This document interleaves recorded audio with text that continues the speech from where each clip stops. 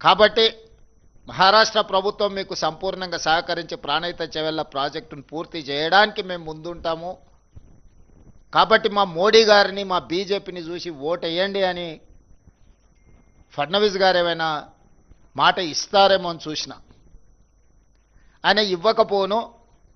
గతంలో కొన్ని ప్రాజెక్టుల విషయంలో మహారాష్ట్ర భూమి ఇస్తే ఆ భూమికి నష్టపరిహారం కూడా ఇవ్వలేదు తెలంగాణ ప్రభుత్వం. తెలంగాణ ప్రజలు మమ్మల్ని మోసం చేసిండ్రు అని చెప్పి ఫడ్నవీస్ గారు మనల్ని అవమానించే విధంగా మాట్లాడి మనల్ని అవమానించి ఆ తర్వాత మాకు ఓటేయండి అని ఫడ్నవీస్ గారు అడగడం జరిగింది.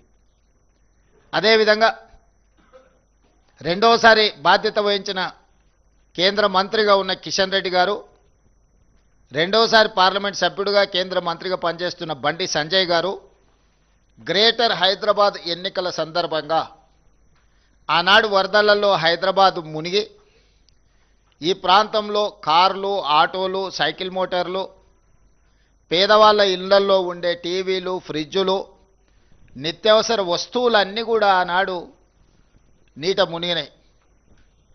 ఆ ఎన్నికల సందర్భంగా కేంద్ర మంత్రి బండి సంజయ్ గారు మీకు కారు పోతే కారు ఇస్తాం, ఆటో పోతే ఆటో ఇస్తాం, సైకిల్ మోటార్ పోతే సైకిల్ మోటార్ ఇస్తాం, మీ ఇళ్లల్లో మునిగిపోయిన వంట సామాగ్రితో సహా టీవీలు, ఫ్రిడ్జులు కూడా అన్నీ మేము కేంద్రం నుంచి నరేంద్ర మోడీ గారిని అడిగి నిధులు తీసుకొచ్చి హైదరాబాదు నీట మునిగిన బాధితులను ఆదుకుంటాము అని చెప్పి బండి సంజయ్ గారు ప్రచారం చేసిండ్రు.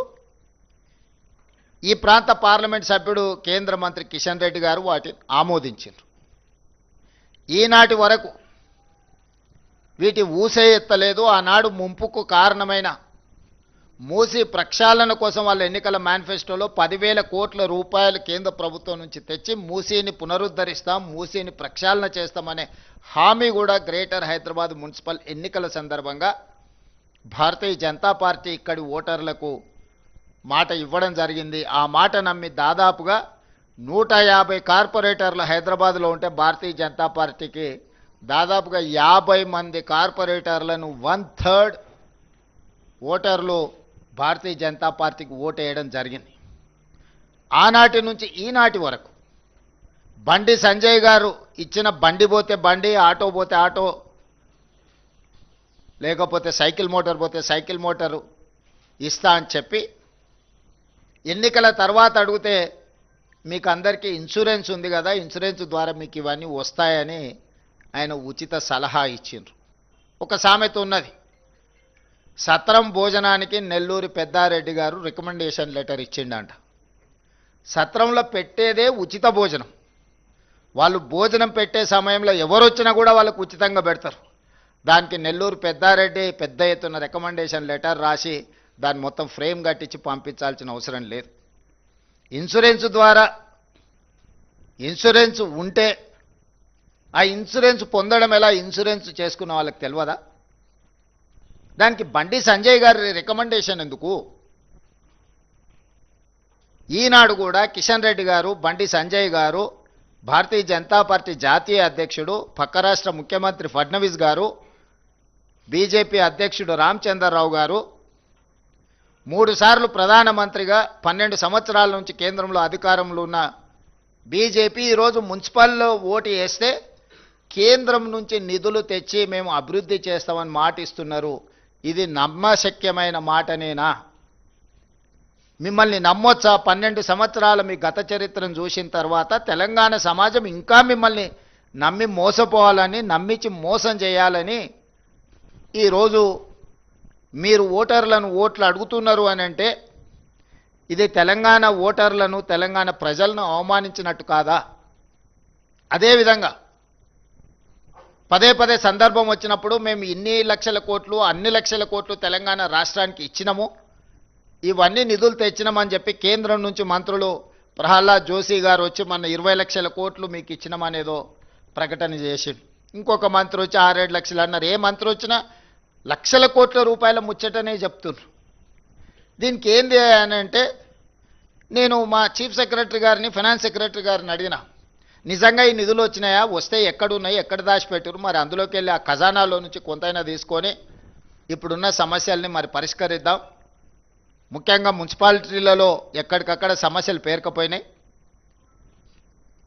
ఆ సమస్యలను పరిష్కరించడానికి కేంద్రం ఇచ్చిన నిధుల గురించి ఒకసారి నాకు వివరాలు చెప్పండి అని అంటే మా ఫైనాన్స్ సెక్రటరీ మా చీఫ్ సెక్రటరీ గారు వచ్చి కూర్చొని సార్ ఇందులో ప్లానింగ్ కమిషన్ రికమెండేషన్స్ ప్రకారం రాష్ట్ర ప్రభుత్వం కేంద్ర ప్రభుత్వాలకు చెల్లిస్తున్న పన్నులలో రాజ్యాంగబద్ధంగా ఆయా రాష్ట్రాలకు హక్కు ఉన్నది జనాభా ప్రాతిపదికన ఇతర ప్రాతిపదికన ప్లానింగ్ కమిషన్ రికమెండేషన్స్ ప్రకారం ఆయా రాష్ట్రాలకు కేంద్ర ప్రభుత్వం నిధులను విడుదల చేస్తుంది. తెలంగాణ రాష్ట్రం నుంచి కేంద్రానికి మనం చెల్లించే ప్రతి రూపాయికి 42 పైసలు తిరిగి మనకు కేంద్రం ఆ నిధులను వెనక్కి పంపుతుంది అని చెప్పారు. నేను అడిగిన మరి ఇతర రాష్ట్రాల పరిస్థితి ఏంది? తెలంగాణ రాష్ట్రానికి కేంద్రానికి తెలంగాణ రాష్ట్ర ప్రజలు ₹1 తెలంగాణ రాష్ట్ర ప్రభుత్వం ₹1 పన్నుల రూపంలో చెల్లిస్తే అందులో నుంచి 58 పైసలు కేంద్ర ప్రభుత్వం పట్టుకొని తెలంగాణకు 42 పైసలు ఇస్తున్నారు అని చెప్పాను. అప్పుడు నేను మిగతా తెలంగాణ రాష్ట్రంలో కర్ణాటకకి ఎంత వస్తున్నది అని అడిగిన. ₹1 కర్ణాటక చెల్లిస్తే 16 పైసలు కర్ణాటకకి ఇస్తున్నారు.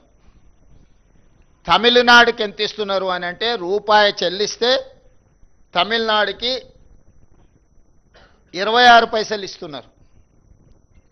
తెలంగాణకు 42 పైసలు ఇస్తున్నారు. కేరళకు 49 పైసలు ఇస్తున్నారు. దక్షిణాది రాష్ట్రాలైన కర్ణాటకకి ₹1 కేంద్రానికి పన్ను చెల్లిస్తే 16 పైసలు తిరిగి మనకు పథకాల రూపంలో వస్తున్నాయి. తమిళనాడు ₹1 చెల్లిస్తే తమిళనాడుకు 26 పైసలు వస్తున్నాయి. తెలంగాణ రాష్ట్రానికి 42 పైసలు వస్తున్నాయి ₹1కి. కేరళ రాష్ట్రానికి 49 పైసలు వస్తున్నాయని చెప్పి దక్షిణాది రాష్ట్రాలకు సంబంధించి ఈ రకమైన వివక్ష ప్లానింగ్ కమిషన్ అంచనాలు లెక్కలు వేయడంలోనే లోపభూయిష్టంగా ఉండి దక్షిణాది రాష్ట్రాలకు భారతీయ జనతా పార్టీ తీరని అన్యాయం చేస్తుంది. మనకు రావాల్సిన నిధులు మన వాటా సక్రమంగా దక్కడం లేదు అని చెప్పి అధికారిక లెక్కలు చెప్పారు. సరే మంచిది, మరి ఉత్తరాది రాష్ట్రాలు బీజేపీ అధికారంలో ఉన్న రాష్ట్రాల పరిస్థితి ఏంది అని అడిగినప్పుడు బీహార్ రాష్ట్రం ₹1 పన్ను చెల్లిస్తే బీహార్కు ₹6.06 కేంద్రం నిధులు విడుదల చేస్తుంది. మధ్యప్రదేశ్కి ₹1 మధ్యప్రదేశ్ ప్రజలు పన్ను చెల్లిస్తే ₹2.09 మధ్యప్రదేశ్కు కేంద్ర ప్రభుత్వం నిధులు కేటాయిస్తుంది. అదే పెద్ద రాష్ట్రమైన ఉత్తరప్రదేశ్ పరిస్థితి ఏంది అని అంటే ₹1 ఉత్తరప్రదేశ్ కేంద్రానికి చెల్లిస్తే ₹2.03 ఈరోజు ఉత్తరప్రదేశ్కి కేంద్రం నిధులు విడుదల చేస్తుంది. మరి ఇప్పుడు నేను కేంద్రం నుంచి వచ్చి కేంద్రం మీకు ఇన్ని లక్షల కోట్లు ఇస్తుంది అని చెప్పినప్పుడు నేను స్పష్టంగా బండి సంజయ్ గారిని కిషన్ రెడ్డి గారిని ఇతర రాష్ట్రాల నుంచి వచ్చిన వాళ్లకు ఎట్లాగూ మన పట్ల మన రాష్ట్రం పట్ల ప్రేమ లేదు, వాళ్ళు మన వాళ్ళు కాదు, వాళ్ళు మనకు నిధులు ఇవ్వరు, కేంద్ర మంత్రిగా పనిచేస్తున్న కిషన్ రెడ్డి గారిని బండి సంజయ్ గారిని నేను అడుగుతున్నా, దక్షిణాది రాష్ట్రాలకు కర్ణాటక తమిళనాడు కేరళతో పాటు తెలంగాణకు తీరని అన్యాయం జరుగుతున్నప్పుడు మిగతా 3 రాష్ట్రాలను పక్కన పెట్టని తెలంగాణ రాష్ట్రం ₹1 చెల్లిస్తే 42 పైసలు మాత్రమే మనకు వస్తున్నప్పుడు ఏ రోజైనా మోడీ గారిని కానీ కేంద్ర ప్రభుత్వాన్ని కానీ ప్లానింగ్ కమిషన్ను కానీ నీతి ఆయోగ్ను కానీ మా పట్ల వివక్ష ఉన్నది, మాకు రావాల్సిన నిధులు రావడం లేదు, ఇంకొక పక్కన బీహార్కు ₹6.06, మధ్యప్రదేశ్కు ₹2.09, ఉత్తరప్రదేశ్కు ₹2.03 మీరు అత్యధికంగా నిధులను తరలిస్తున్నారు. ఇది వివక్ష. ఈ వివక్షను సవరించండి, సరిదిద్దండి, తెలంగాణకు నిధులు ఇవ్వండి అని ఏ రోజైనా కిషన్ రెడ్డి గారు కానీ బండి సంజయ్ గారు కానీ ఏమైనా మాట్లాడినరా? మన హక్కులు మనం చెల్లించిన దాంట్లో మనకు అదనంగా ఇవ్వకపోయినా మన రూపాయి మనకిచ్చిన మనకి ఎన్నో నిధులు రావాలి, వివక్షతోని మనకు అన్యాయం చేస్తుంటే అది దాచిపెట్టి అది మూసిపెట్టి కేంద్రం నుంచి వస్తాదులను పిలిపించి తెలంగాణకేదో దయాదాక్షిణ్యము దాన ధర్మాలు చేస్తున్నట్టుగా తెలంగాణ ప్రజల ఆత్మ గౌరవాన్ని కించపరిచేటట్టుగా తెలంగాణ ప్రజల యొక్క ఆత్మ గౌరవాన్ని ఢిల్లీలో మోడీ గారి దగ్గర తాకట్టు పెట్టినట్టుగా మీరు మాట్లాడడము మీ స్థాయికి మీ హోదాకి తెలంగాణ ప్రజలు మీకు ఇచ్చిన గౌరవానికి న్యాయమా? మీకు 8 పార్లమెంట్ సభ్యులు ఇస్తే మీరు తెలంగాణకు తీసుకొస్తున్నది ₹1 చెల్లిస్తే ఈరోజు 42 పైసలు. దీంట్లో ఇక్కడ కూడా నెల్లూరు పెద్దారెడ్డి రికమెండేషన్లు అవసరం లేదు. ప్లానింగ్ కమిషన్ క్యాలిక్యులేషన్స్ ప్రకారం ఇతర రాజ్యాంగబద్ధంగా కల్పించిన హక్కు ప్రకారము ఒక ప్రాతిపదికన లెక్కలేసి డెవల్యూషన్ ఆటోమేటిక్గా రాష్ట్రాలకు పంపిస్తారు. దీంట్లో ఎవ్వరేం చేసేది లేదు. ఆటో మోడ్ ఆటోమేటిక్గా నీకు రావాల్సింది వస్తుంది. దీంట్లో ఎవరి ప్రయత్నం కానీ ఎవరి ఆలోచన కానీ దాన్ని ఏదైనా పెంచాలంటే ప్రయత్నం చేయాలి. కానీ ఈ ఆటో మోడ్లో డెవల్యూషన్ ప్రకారం మనకు రావాల్సింది మనకు వస్తుంది. ఇందులో ఎవరు చేసింది లేదు, ఎవరు తెచ్చింది లేదు. మరి కేంద్ర ప్రభుత్వం నుంచి ఎట్లా తెచ్చుకోవాలని మీరు అడగవచ్చు. ఎస్, ఇన్కమ్ ట్యాక్స్ కానీ క్యాపిటల్ గెయిన్స్ కానీ ఇతర రూపాలలో కేంద్ర ప్రభుత్వమే డైరెక్ట్గా పన్నులు వసూలు చేస్తుంది దేశం మొత్తం. అందులో హయ్యెస్ట్ క్యాపిటల్ గెయిన్స్లో కానీ ఇన్కమ్ ట్యాక్స్లో కానీ ఇతర రకరకాల పన్నుల రూపంలో తెలంగాణ రాష్ట్రం కూడా అత్యధికంగా, డెవలప్డ్ స్టేట్స్ అయిన దక్షిణాది రాష్ట్రాలే ఈ దేశంలో అత్యధికంగా పన్నులు చెల్లిస్తున్నారు. అది కేరళ, తమిళనాడు, తెలంగాణ, ఆంధ్రప్రదేశ్, కర్ణాటకనే దాదాపుగా ఈ దేశంలో వసూలు చేసే పన్నుల్లో 40% పైగా కేవలం ఈ 4 రాష్ట్రాల నుంచే ఈరోజు మనం చెల్లిస్తున్నాము. అవి సరాసరి కేంద్ర ప్రభుత్వం దగ్గరికి వెళ్తాయి. కేంద్ర ప్రభుత్వ ఖజానాలో ఈ నిధులన్నీ ఉంటాయి. ఈ ఖజానాను మన దగ్గర వసూలు చేసిన ఇతర పన్నులు కేంద్ర వాటాలు పెట్టి కేంద్రము జాతీయ ప్రాజెక్టులుగా లేకపోతే కొన్ని ప్రాజెక్టులను కేంద్ర ప్రభుత్వమే అడాప్ట్ చేసుకొని లేకపోతే స్పెషల్ ప్యాకేజెస్ ఇతర రాష్ట్రాలకు ఇస్తుంటారు. కొన్ని రాష్ట్రాలకు అట్లా మీరు బీహార్కి ఇచ్చిండ్రు, లేకపోతే గుజరాత్కు తరలించకపోయారు ప్రాజెక్టులు, బుల్లెట్ ట్రైన్లు, లేకపోతే ఇతర విమానాశ్రయాలు, రకరకాల అభివృద్ధి కార్యక్రమాలన్నిటిని ఇతర రాష్ట్రాలకే తీసుకెళ్ళిండ్రు. మెట్రో రైలు కానీ ఇతర ఏ ప్రాజెక్టులు చూసుకున్నా కేంద్ర ప్రభుత్వము తన యొక్క విచక్షణ అధికారాన్ని ఉపయోగించి మంజూరు చేసే ప్రాజెక్టు ఏదైనా తెలంగాణకి ఇచ్చిండ్రా? ఆ విధంగా కేంద్ర ప్రభుత్వం యొక్క విజ్డమ్, కేంద్ర ప్రభుత్వం యొక్క విచక్షణ అధికారంతో తెలంగాణకి ఏదైనా జాతీయ ప్రాజెక్టుగా తీసుకొచ్చి ఉంటే అది వీళ్ళు తెచ్చినట్టు. పాలమూరు రంగారెడ్డి ఎత్తిపోతల జాతీయ ప్రాజెక్టు చేసిన ఉంటే వీళ్ళు తెచ్చినట్టు. మూసీ నదికి 10,000 20,000 కోట్ల రూపాయలు అదనంగా కేంద్ర ప్రభుత్వం నుంచి గ్రాంట్ తీసుకొస్తే తెచ్చినట్టు. హైదరాబాద్ మెట్రో విస్తరణకు కేంద్ర ప్రభుత్వమే ప్రాయోజిత కార్యక్రమంగా నిధులు ఇస్తే వచ్చినట్టు. ఈ విధంగా కేంద్ర ప్రభుత్వము చాలా ప్రాజెక్టులు ఇతర రాష్ట్రాలకు ఇచ్చింది. కానీ తెలంగాణకు ఏ ఒక్క ప్రాజెక్ట్ ఇవ్వకపోను గత ప్రభుత్వం యూపీఏ ప్రభుత్వం ఇచ్చిన ఐటీఐఆర్ కారిడార్ను కూడా రద్దు చేసిండ్రు. సెమీ కండక్టర్ మనకు వచ్చింది ఆఖరి నిమిషంలో సంతకం పెట్టే సెమీ కండక్టర్ ప్రాజెక్టును కూడా హైదరాబాద్ నగరానికి మంజూరు అయిపోయి భూ కేటాయింపులు అన్నీ ఇచ్చిన తర్వాత ఆ ప్రాజెక్టును నరేంద్ర మోడీ గారు ఒత్తిడి చేసి ఆంధ్రప్రదేశ్కు పంపించిండు. కొన్ని పెట్టుబడులు తెలంగాణకు వస్తే తెలంగాణలో పెట్టుబడులు పెడతామని పూర్తిగా ఒప్పుకున్న తర్వాత ఆ ప్రాజెక్టులను గుజరాత్కు తరలించకపోయినారు. ఎక్కడైతే కేంద్ర ప్రభుత్వం తన విచక్షణ అధికారాన్ని ఉపయోగించి రాష్ట్రాలకు చేయాల్సిన పనులు, రైల్వే లైన్లు కానీ, నేషనల్ హైవేస్ కానీ, మెట్రో విస్తరణ కానీ, మూసీ నది లాంటి కీలకమైన ప్రాజెక్టులు కానీ, సాగునీటి ప్రాజెక్టుల్లో జాతీయ ప్రాజెక్టులు కానీ ఏ ఒక్కటి కూడా తెలంగాణ రాష్ట్రానికి ఇవ్వలేదు. గుజరాత్కు సబర్మతి నది రివర్ ఫ్రంట్కు నిధులు ఇస్తారు, ఉత్తరప్రదేశ్కు గంగా నది రివర్ ఫ్రంట్కు నిధులు ఇస్తారు, ఢిల్లీకి యమునా నది రివర్ ఫ్రంట్కు నిధులు ఇస్తారు, కుంభమేళాకు 1,000 కోట్ల రూపాయలు ఉత్తరప్రదేశ్కు నిధులు ఇస్తారు.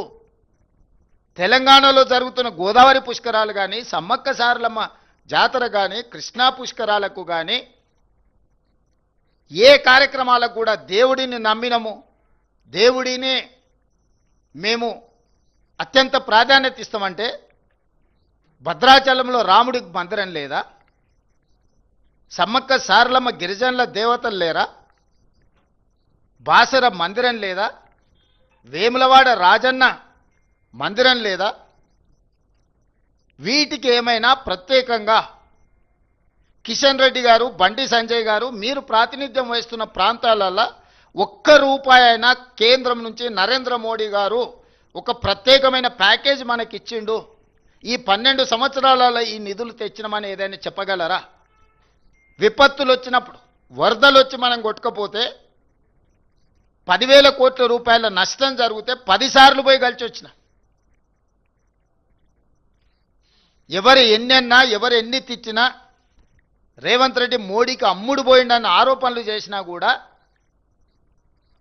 రాజకీయ విజ్డమ్ను వాడి ముఖ్యమంత్రిగా నా బాధ్యత 10 సార్లు తిరిగైనా సాధించుకోవాలంటే ఖమ్మం, హైదరాబాద్ నగరాలు వరదలలో కొట్టుకుపోయినప్పుడు 1 రూపాయి ఏమన్నా అదనంగా సాయం చేసిండ్రా? ఏ ప్రాజెక్టుకైనా 20 సార్లు తిరిగి వరంగల్ ఎయిర్పోర్ట్, ఆదిలాబాద్ ఎయిర్పోర్ట్ తెస్తే భూసేకరణ మన మీదనే పెట్టిండ్రు. 100 కోట్లు నేను నిధులు ఇచ్చి భూమి సేకరణించి భూమి వాళ్ళకి ఇచ్చిన. ఇప్పుడన్నా వరంగల్ ఎయిర్పోర్ట్ కట్టండి. తెలంగాణకు ఉన్నది ఒకే ఒక్క ఎయిర్పోర్ట్ శంషాబాద్. మీరు ఆంధ్రప్రదేశ్లో తీసుకోండి, కర్నూలు ఉంది, కడపలు ఉంది, తిరుపతిలో ఉంది, పుట్టపర్తిలో ఉంది, విజయవాడలో ఉంది, రాజమండ్రిలో ఉంది, వైజాగ్లో ఉంది. ఇంకా నిన్నమన్న అదనంగా ఒక పక్కనున్న ఆంధ్రప్రదేశ్లో 7-8 ఎయిర్పోర్ట్లు ఉన్నాయి. కర్ణాటకలో, మహారాష్ట్రలో అసలు లెక్క పెట్టనన్ని ఎయిర్పోర్ట్లు ఉన్నాయి. మొత్తం తెలంగాణ రాష్ట్రానికి ఉన్న ఏకైక ఎయిర్పోర్టు శంషాబాద్ ఎయిర్పోర్టు. ఉన్నం బేగంపేట ఎయిర్పోర్టును కూడా మూసేపించిండ్రు. ఇవాళ బేగంపేటలో అసలు ఫ్లైట్లు దిగడానికే లేదని ఆర్డర్స్ ఇచ్చారు. ఇంత పెద్ద తెలంగాణ రాష్ట్రము ఇంత ఆదాయాన్ని కేంద్ర ప్రభుత్వానికి ఇస్తున్నప్పుడు కిషన్ రెడ్డి గారు, బండి సంజయ్ గారు 12 సంవత్సరాలల్లా మీరు ఒక్కసారైనా ఈ తెలంగాణ రాష్ట్రాన్ని అత్యంత వేగంగా అభివృద్ధి చేద్దాము, దీనికి మేము మోడీ దగ్గర నిధులు తెస్తామని మీరు ఏదైనా బాధ్యత తీసుకున్నారా? నరేంద్ర మోడీ గారు ఏదైనా స్పెషల్ ప్యాకేజ్ ఇచ్చినా, స్పెషల్ ప్రాజెక్ట్ ఇచ్చినా, స్పెషల్ డెవలప్మెంట్ స్పెసిఫైడ్ అథారిటీస్ ఏమని ఇస్తే మీరు సాధించినట్టు డివల్యూషన్ ప్రకారం రాజ్యాంగబద్ధంగా మనకు రావాల్సినవి మనం చెల్లించిన దాంట్లో రూపాయి చెల్లితే 58 పైసలు తినేసి 42 పైసలు మనకిస్తే ఇక చూసినావా మేము నిధులు తెచ్చినాం ఈ లక్షల కోట్లు అంటున్నాం.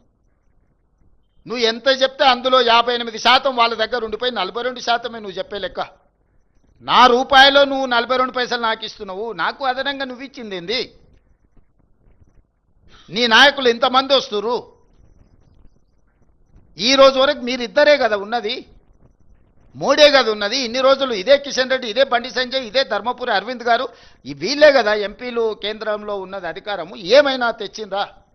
ఇప్పుడు మున్సిపల్ ఎన్నికల్లో కౌన్సిలర్ను మోడీని చూసి ఓటేయండి అంటారు. మోడీని చూసి ఓటేస్తే మన మోరీలో ఉన్న మురికి మోడీ వచ్చి తీస్తాడా? మోడీ దగ్గరకు పోయి అడగాలనా? మన గల్లీలో మన మోరీ నిండిపోతే మోరీని తీయాలంటే మోడీ వస్తాడా? పోనీలు పోదామంటే మోడీ కలుస్తాడా? చారాన కోడికి బారాన మసాలా అయితే ఈడ గల్లీలో మోరీ తీసుకోవడానికి మోడీని కలవాలంటే అసలు గల్లీ ఎలక్షన్కు మోడీకి ఏం సంబంధము? మోకాలికి బోడిగుండుకి లింకు పెట్టినట్టు గుండు అరగుండు కలిసి ఈరోజు ఇట్లాంటి మాటలు చెప్పడం ఏమన్నా సమంజసమా? మోడీ గారిని చూసి ఓటేయమని బీజేపీ పడితే బీజేపీకి ఓటు వేయాలనా? ఓటర్లను ఆలోచన చేయమంటున్నారు. ఏమైనా నరేంద్ర మోడీ గారు, బండి సంజయ్ గారు, కిషన్ రెడ్డి గారు తెలంగాణ మీద ఏమైనా ప్రత్యేకమైన ప్రేమ చూపించరా? మన ఓట్లు వేయించుకోవడం, మన దగ్గర సీట్లు తీసుకోవడం తప్ప మనకి ఏమైనా ఇచ్చిండ్రా? ఇది భారతీయ జనతా పార్టీ యొక్క చరిత్ర.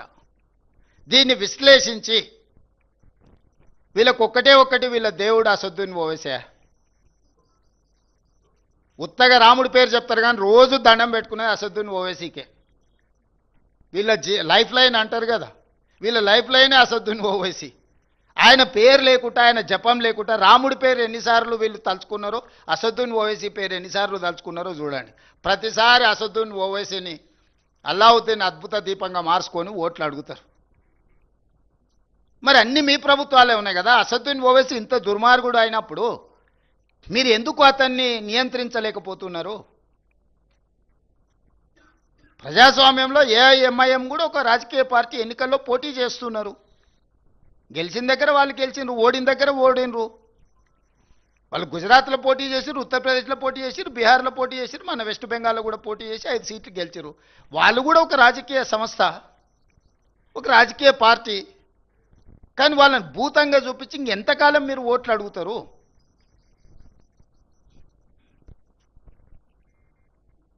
కాబట్టి కేవలం మత విద్వేషాలను రెచ్చగొట్టి కొన్ని రాజకీయ పార్టీల నాయకులను భూతంగా చూపించి రాజకీయ మనుగడ సాధించాలని ఆలోచన చేయడమే వాళ్ళ భావ దారిద్ర్యానికి పరాకాష్ట. ఈ భావ దారిద్ర్యాన్ని చూసి బీజేపీకి ఓటు వేయాలన్న తెలంగాణ ప్రజలు మీరు ఆలోచన చెయ్యండి. ఇక రెండవ పార్టీ బీఆర్ఎస్. 10 సంవత్సరాలు వాళ్ళే, పంచాయతీ మెంబర్ నుంచి పార్లమెంట్ వరకు వాళ్ళే ఉన్నారు, మున్సిపల్ కౌన్సిలర్ నుంచి ముఖ్యమంత్రి వరకు వాళ్ళే ఉన్నారు. 10 ఏళ్లలో వాళ్ళు లేని పదవి ఏదన్నా ఉందా? వాళ్ళ పార్టీ, వాళ్ళ కుటుంబం, వాళ్ళే కదా ఉన్నది. ముఖ్యమంత్రి కేసీఆర్, మున్సిపల్ శాఖ మంత్రి కేటీఆర్ గారు, వార్డు మెంబర్ నుంచి పంచాయతీ మెంబర్ నుంచి పార్లమెంట్ వరకు అందరూ. వాళ్ళ నుంచి గెలవకపోయినా అభివృద్ధి జరగాలంటే మా పార్టీలో చేరాలని ఉన్నోళ్ళందరినీ వాళ్ళే కలుపుకున్నారు. ఇప్పుడు 116 మున్సిపాలిటీలు, 7 మున్సిపల్ కార్పొరేషన్, నాకు తెలిసి 99% వాళ్ళ చేతుల్లో. ఎవ్వరు రెండో పార్టీ లేదు 2 సార్లు, ఇంక్లూడింగ్ గ్రేటర్ హైదరాబాద్. 10 సంవత్సరాలు మీరే ఉంటే మున్సిపాలిటీలో ఈరోజు సమస్యలు ఉన్నాయి, ఈ సమస్యలు పరిష్కరించడానికి మాకు ఓటేయండి అని అడుగుతారేంది? అసలు ఇది ఎక్కడి విచిత్రం? ఎక్కడి విచిత్రం ఇది? మేమేమి ఎప్పుడు మున్సిపల్లో లేమే, మొదటిసారి మేము ఓటు అడుగుతున్నాం. మేము ఇంతకుముందు కౌన్సిలర్ కాదు, కార్పొరేటర్ కాదు, గ్రామాలలో సర్పంచ్ కాదు, ఏది లేము. మేము మొత్తం మీరే ఉన్నారు. మంత్రులు మీరే, ఎంపీలు మీరే, ఎమ్మెల్యేలు మీరే, ఎమ్మెల్సీలు మీరే, మేయర్లు మీరే, చైర్మన్లు మీరే, సర్పంచులు మీరే, జిల్లా పరిషత్ మీరే. అసలు బీఆర్ఎస్ వాళ్ళు కేవలం తోలుబొమ్మల ఆట ఆడిచ్చారు. మిగతా వాళ్ళని మంత్రుల రూపంలో ముఖ్యమంత్రి గారిని కలవడానికి పోతే కూడా గేటు బయట నుంచే మెడల్ బట్టి నెట్టేసారు హోంగార్డ్స్. మనం చూసినాం కదా. 10 సంవత్సరాలు మీరే ఉండి మున్సిపల్ అయితే నిన్నటి వరకు మీరే. ఇప్పుడు లేటెస్ట్ ఎలక్షన్ జరుగుతుంది, ఇప్పుడు మళ్ళీ మాకు ఓటేయండి అని బీఆర్ఎస్ అడుగుతుంది. అసలు అంటే ఏ మాత్రం కూడా మొహమాటం కానీ, అసలు సమాజం ఏమనుకుంటుంది మనం ఇంత బరితెగించి మాట్లాడడం వల్ల? ఇది ఏమైనా సమాజం ఆమోదిస్తుందా? అమరాన్ని ఎప్పుడో సామెత చెప్తుండే, బరితెగించిన కోడి అంట బజార్లకు వచ్చి గుడ్డు పెట్టిందంట. గట్లున్నది బీఆర్ఎస్ వాళ్ళ వ్యవహారం. ఇద్దరు హరీష్ రావు గారు, కేటీఆర్ గారు ప్రతి మున్సిపాలిటీ తిరిగి మాకు ఓటేయండి అని అడిగితే బరితెగించిన కోడి బజార్లకు వచ్చి గాడిద గుడ్డు పెట్టినట్టు ఉంది వీళ్ళు అడిగే విధానం, వీళ్ళు చెప్పే మాటలు. మీరు లేనిది ఏదన్నా ఉంటే ఇప్పుడు మీకు కొత్తగా ఇస్తే మీరు ఏదన్నా చేస్తారని అనుకోవచ్చు. 20 లక్షల కోట్ల రూపాయలు మీకు ఇస్తే పేదోళ్ళకి ఇండ్లు కట్టించిండ్రా? ఇండ్ల సంగతి చాలా దూరం, అసలు రేషన్ కార్డులు అన్ని ఇచ్చిండ్రా? సన్న బియ్యం ఇవ్వాలని వెనకటి చెప్పిండు కేసీఆర్ గారు. ముఖ్యమంత్రి మనవాడు ఏదైతే బియ్యం తింటుండో పేదోళ్ళకి అదే సన్న బియ్యం తినిపిస్తామని ఇచ్చిండా? మీరు జర్నలిస్టులు, మీరు కూడా ఉన్నారు కదా ప్రజాక్షేత్రంలో. మీ గుర్తింపు కార్డు, మీ ప్లాట్ల గురించి ఇట్లా చెప్పుకుంటూ పోతే ఒక్కొక్క వర్గానికి, ఏ ఒక్క వర్గానికన్నా ఉద్యోగాలు ఇచ్చిరా, రేషన్ కార్డులు ఇచ్చిరా, సన్నబియ్యం ఇచ్చిండ్రా? అసలు ఏది వీళ్ళు అమలు చేసింది? పట్టణ ప్రాంతాలలో మోరీలు అన్నది ఇచ్చిండ్రా? వరదలు వచ్చి కొట్టుకపోతే కనీసం పలకరియనన్నా పలకరిచ్చిరా? ఏమీ చేయకుండా ఇప్పుడు మళ్ళొచ్చి మాకు ఓటేయండి, మేము ఇరగదీస్తాం, పగలదీస్తామని అంటున్నారు. జెర్సేపటికి ఏంటన్నా ఒకరో ఇద్దరో గెలిచారు అనుకో. ఇప్పుడు కేసీఆర్ గెలిచిండు, ప్రతిపక్ష నాయకుడు అయ్యండి. ఎప్పుడన్నా సభకు వచ్చిండా? నాయకుడే అట్లుంటే కిందోళ్ళు ఎట్లుంటారు? రేపు వీళ్ళు వస్తారా మున్సిపాలిటీకి? ఆవు చేనులో మేస్తే దూడేమన్నా గట్టు మీద మేస్తా, అది కూడా గంటకే పోయి మేస్తుంది. 25 నెలలో 26 నెలలు అయింది, జీతభత్యాలు తీసుకుంటుండు, ప్రతిపక్ష హోదా తీసుకున్నాడు, క్యాబినెట్ ర్యాంక్ పవర్ ఎంజాయ్ చేస్తున్నాడు, ప్రభుత్వం నుంచి అన్ని వసతులు పొందుతున్నాడు. ఒక్కసారి కూడా సభకు రాలే. ఒక్క సమస్య మీద చంద్రశేఖరరావు గారు ప్రతిపక్ష నాయకుడిగా పని చెయ్యలేదు. ఇది మీ కళ్ళ ఎదుటనే జరుగుతున్న విషయం కదా. మిగతా వాళ్ళు వచ్చినా కూడా సభను ఎట్లా నడవకుండా అడ్డుకోవాలనే ప్రయత్నం చేస్తుంది తప్ప సభలో ఏమైనా విషయాలు ప్రస్తావించరా? ఇన్నిసార్లు శాసనసభ జరిగితే రేపు మున్సిపాలిటీలో అప్పితప్పి ఆడొగరు ఈడొగరు ఎవరైనా కౌన్సిలర్లు కార్పొరేటర్లు గెలిస్తే వీళ్ళు ఆ మున్సిపాలిటీలలో జరిగే అభివృద్ధికి వీళ్ళు సహకరిస్తారా? బీఆర్ఎస్కి అసలు అర్హత ఉన్నదా ఓటు అడగడానికి? 23లో అధికారం పోయి 24 పార్లమెంటులో గుండుసున్న వచ్చి 25లో సర్పంచ్ ఎన్నికలలో చావు తప్పి కన్నులొట్టబోయి ఈ పరిస్థితిలో అహంకారం, విషము, విద్వేషపూరితమైన ప్రసంగాలు, రెచ్చగొట్టే మాటలు స్థాయికి మరిచి చూస్తుంటే మా ఈగల్ టీంకు చెప్పాల్సి వచ్చేటట్టుంది.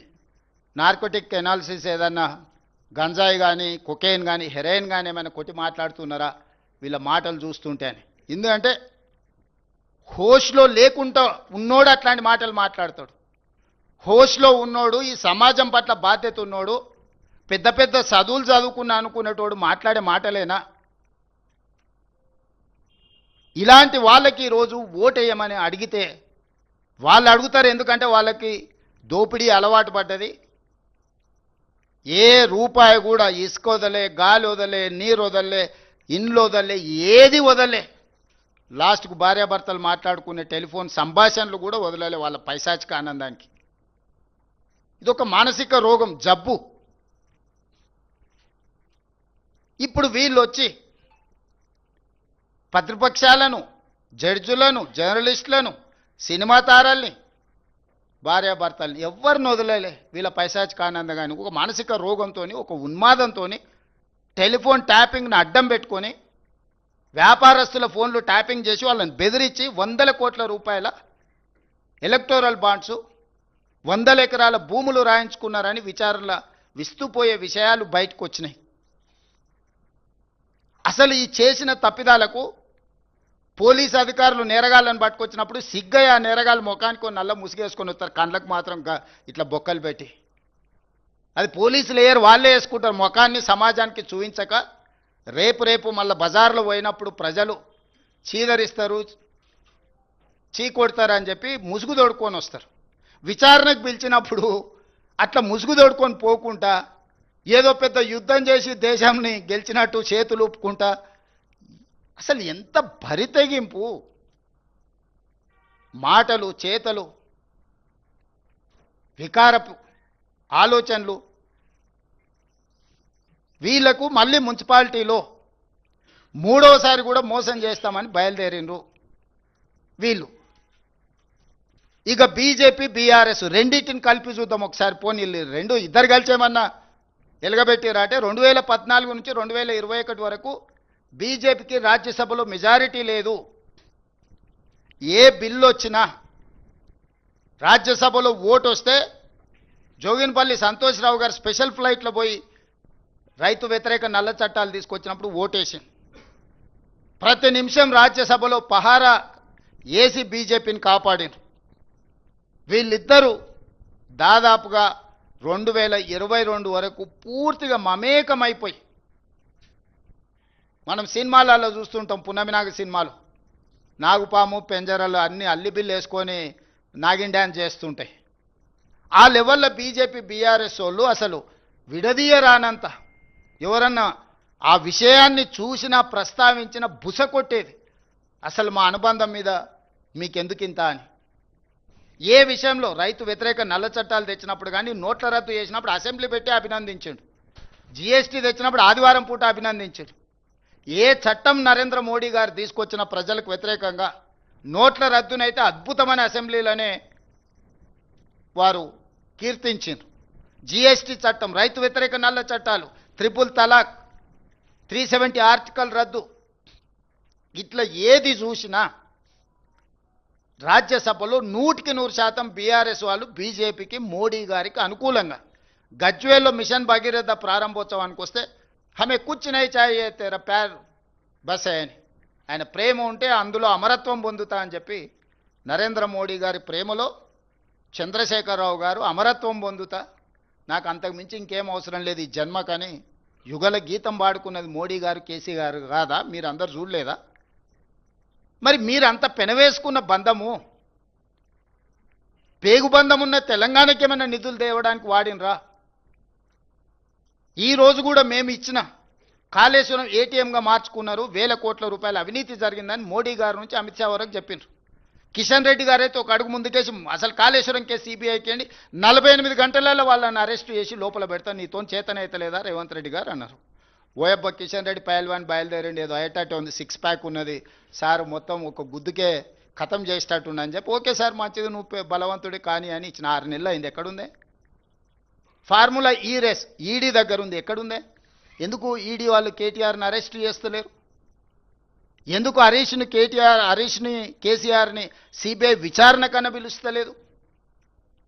అంటే ఇన్నాళ్ళు మీరు సహకరించిన సహకారానికి తిరిగి వాళ్ళు ఇది క్విట్ ప్రోకో కాదా?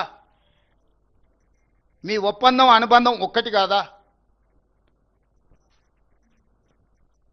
వీళ్ళ అనుబంధం ఏ రకంగా ఉందో ప్రజలు గమనిస్తలేరా? వీళ్ళు గమనించడం లేదని వీళ్ళు అనుకుంటే, పిల్లి కళ్ళు మూసుకొని పాలు తాగితే పిల్లి అనుకుంటుండొచ్చు పిల్లి ఎవరిని చూస్తలేదు, కానీ పిల్లిని ఎవరు చూస్తలేరు అనుకుంటే ఎట్లా కుదురుద్ది? ఈరోజు బీజేపీ బీఆర్ఎస్ అనుబంధం కూడా ఇలాంటిదే. కాబట్టి బీఆర్ఎస్ ఓటు అడిగే అర్హతనే లేదు, నైతికత సంగతి చాలా దూరం, అసలు ఓటు అడిగే అర్హతనే లేదు. బీఆర్ఎస్ పార్టీని యాసిడ్ పోసి కడగాలి, మొక్క కూడా మొలవనియొద్దు. ఈ రోజున్న మొత్తం దరిద్రానికి బీఆర్ఎస్ఏ కారణము. మొక్క కూడా మళ్ళీ మొలకెత్తొద్దంటే యాసిడ్ పోస్తారు. యాసిడ్ పోసి కడుగుతే కానీ ఈ రాష్ట్రానికి మున్సిపాలిటీలకు పట్టిన ఈ దుర్భరమైన పరిస్థితి నుంచి తెలంగాణ సమాజం బయటపడదు. ఇక మీరు నన్ను అడగొచ్చు, మరి మీ సంగతి ఏంటి సార్, మరి మీరు కూడా 2 ఏళ్ళు అయింది కదా అని. 2 ఏళ్ళలో 10 ఏళ్ళు ఒక ఆయన చేసిండు, 12 ఏళ్ళు ఒక ఆయన చేసిండు, నేను 2 సంవత్సరాలు చేసిన. 12 బీజేపీ, 10 సంవత్సరాలు కేసీఆర్ గారు, 2 సంవత్సరాలు కాంగ్రెస్ పార్టీ. 2 సంవత్సరాల అధికారంలోకి వచ్చిన మొదటి రోజే 3 విడతలుగా ప్రభుత్వ ఉద్యోగులకు జీతాలు ఇచ్చేది. జీతం ఎప్పుడు వస్తుందో తెలియని పరిస్థితి తెలంగాణ రాష్ట్రంలో ఉండే. ఆ రోజు నుంచి ఈ రోజు వరకు ప్రతి ప్రభుత్వ ఉద్యోగికి మొదటి తారీఖు నాడు జీతం ఇస్తున్నాం. ఆ మధ్యకాలంలో వాట్సాప్లలో పెట్టుకోరు, భార్యలు నమ్మడం లేదు, మొదటి తారీఖు నాడు మా జీతం పడదంటే మా సతీమణులు కూడా మమ్మల్ని నమ్మతలేరు, కావాలంటే చూడండి అని వాట్సాప్లలో వాళ్ళ కుటుంబ సభ్యుల సంతోషాన్ని. మొదటి తారీఖు నుంచి మేము వచ్చినప్పటి నుంచి ప్రభుత్వం కోసమే, తెలంగాణ రాష్ట్ర పునర్నిర్మాణం కోసం పనిచేస్తున్న ప్రభుత్వ ఉద్యోగస్తులకు మొదటి తారీఖు నుంచి జీతం మేము ఇచ్చిన వాట వాస్తవం కాదా? 5 లక్షల రూపాయల ఆరోగ్యశ్రీని ఆనాడు అరాకొరగా ఇస్తే దాన్ని 10 లక్షల రూపాయలకు పెంచి ఈరోజు అమలు చేస్తున్నది నిజం కాదా?